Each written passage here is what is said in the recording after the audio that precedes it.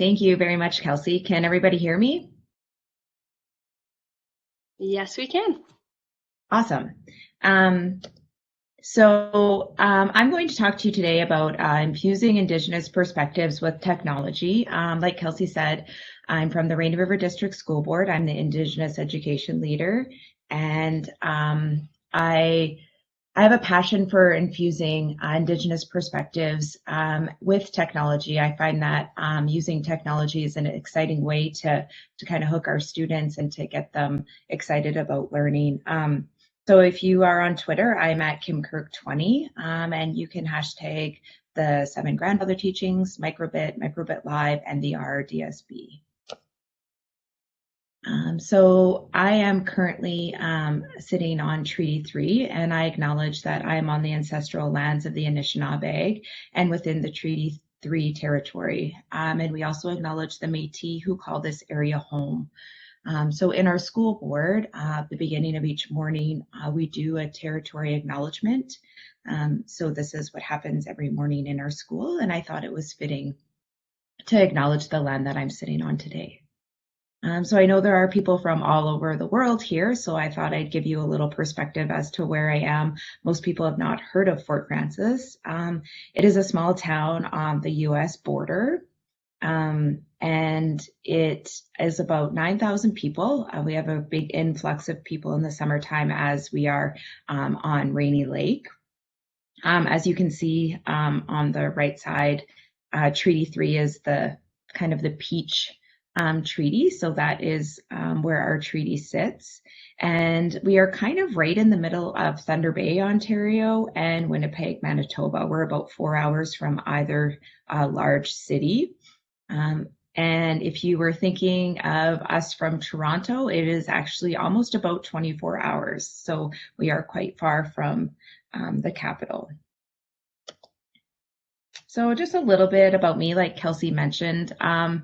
I've had the last, I guess, 9 years, I worked with 5 on reserve schools, and I gained a lot of knowledge there. And that's where my passion for Indigenous infusion of technology came from. One of the schools that I used to support was a remote school, and we'd have to fly there. So that's the first picture that you see. The second picture with the river, that's actually a sacred spot. So in traveling to one of my communities, you would stop there and offer tobacco. I'm going to jump down to the bottom left. And this was a PD session where we made medicine pouches. So helping the schools and the teachers with some cultural teachings. So we made medicine pouches, added cedar, sage, and the sacred medicines into the tobacco, or not the medicine pouches, so that our teachers could carry them and then also pass that on to the students. And then the next picture with me with playing cards is just a math initiative where we were looking at spatial reasoning with Indigenous students, and we worked with the Jackman Institute and the Ontario Institute of Studies in Education. The picture on the bottom right is an initiative I started in partnership with Microsoft, and we worked to get more Indigenous representation in their stock photos. So Microsoft and Fair Chance Learning brought some students and I to Toronto for a Minecraft session. And then at the same time, the Indigenous students participated in a photo shoot. And they are now part of the stocked photos for Microsoft, which I'm very fortunate for. And the photo on the top is a teaching that I got when I first started working in Treaty 3. And it's that when you see an eagle in your path, that you are doing good things. And I always try and share that, and I always try and keep that close and remember that when I see an eagle flying or sitting on a tree, like in this photo here, which I took on the way to one of my schools, it's that you're doing good things. And so I keep that in my heart. I'm going to try the video. I don't think it's going to work. Kelsey, can you let me know, just because I had to switch things around? It is working. Okay.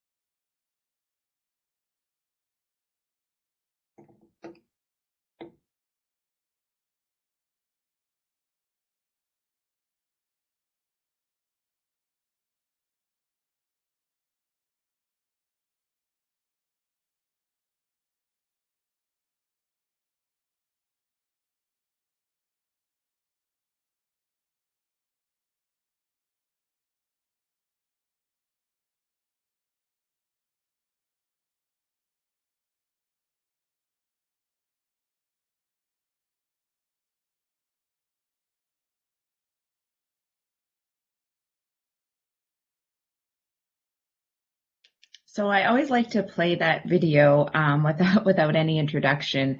That was one of the communities that I worked with for the last 8 years, Croix First Nation, and the students created that video called Fire Makers, and it is on Apple Music that you can get it off that. I found it's a good introduction for the seven grandfather teachings, and that's how I infused indigenous perspectives with this particular lesson. So in the song, Madison Ottertail says the seven teachings make me proud, and I thought, okay, this is at the core of these students, the seven grandfather teachings, and so I decided that I needed to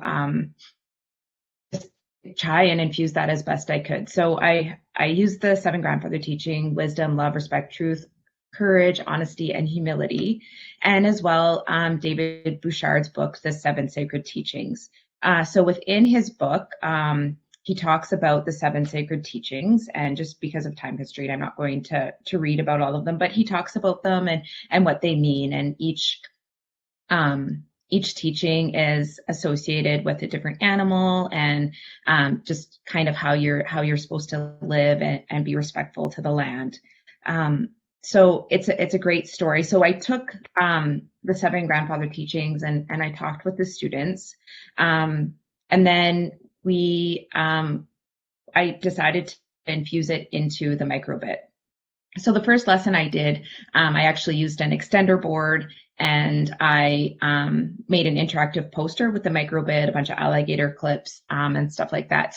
But when the new microbit came out, I decided that I was going to work to just change it up a little bit. So I took the extender board away, and just I'm using the 7 buttons on the microbit. So the screen in front of you is the information of the old microbit. And then here's the new microbit. So you have the speaker and then the interactive logo within it. So there's a lot of other features on it, but those are the ones that I used for this next lesson. I always like to do a warm up with the students. So, take them to the microbit website, let's code, and then have them start a new project. And then I just have them write their name or something that they're passionate about. Sometimes they use the show LEDs and they'll create an image. So I just did my name as a warm up, and then they can maybe write their last name or their school, whatever they want. And then they download that code onto the microbit just as a quick warm up. They tried it out. And then we got into writing the code. And for this lesson, I used the 7 grandfather teachings and the Ojibwe words for them as well. The students were able, as you can see on button A, B, pressed, the students could add an image as well if they wanted.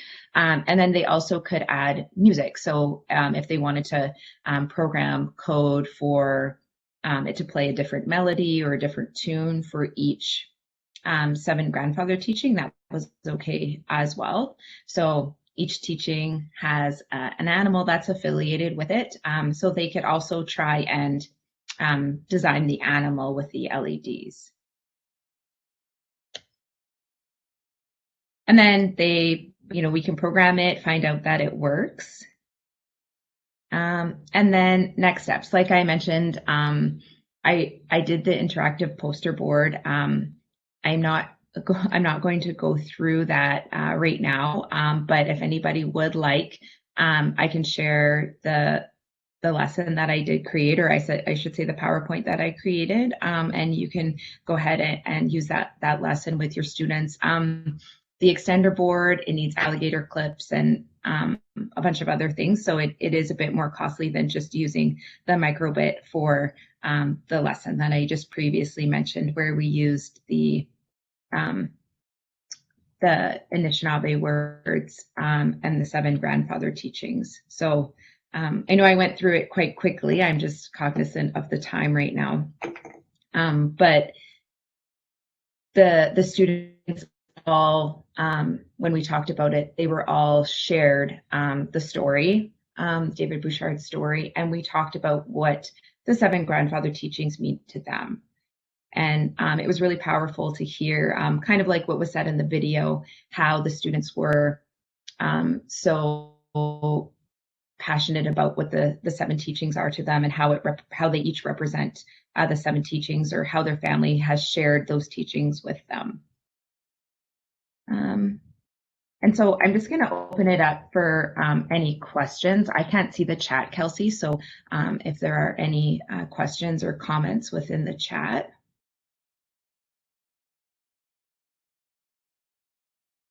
We don't have any questions just yet, but we open the stage for any questions at this time.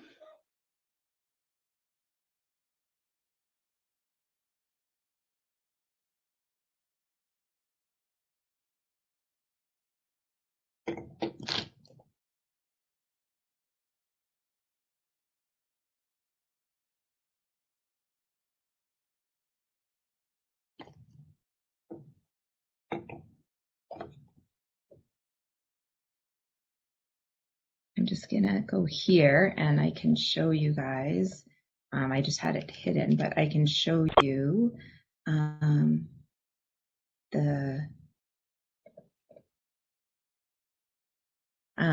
can you still see my screen, Kelsey?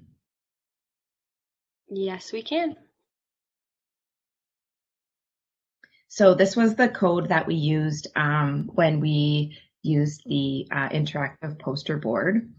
So I used a whole bunch of different pins on the extender board. So we had 7 grandfather teachings. So I used 7 pins on the extender board, and we wrote, we pulsed the code high we pulsed the pin high in order to create a circuit when you pushed the copper wire on the interactive poster. So it was quite a fun project. And the interactive poster could be used for a whole bunch of different things, parent-teacher interviews, where the students could share how they learned something with the 7 grandfather teachings in each subject.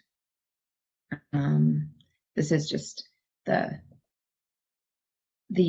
we used the extender board, the Katronic extender board, and we programmed the 7 grandfather teachings into that as well. So using the pins and the extender board, it took me a while to figure it out, how to code everything within the extender board, but once I got it figured out, it was really fun. And there are so many other coding programs that you can use, and to be completely honest, the students had it figured out a lot quicker than I did.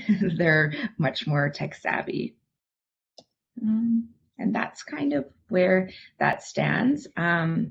If there's no other questions, I will share this slide.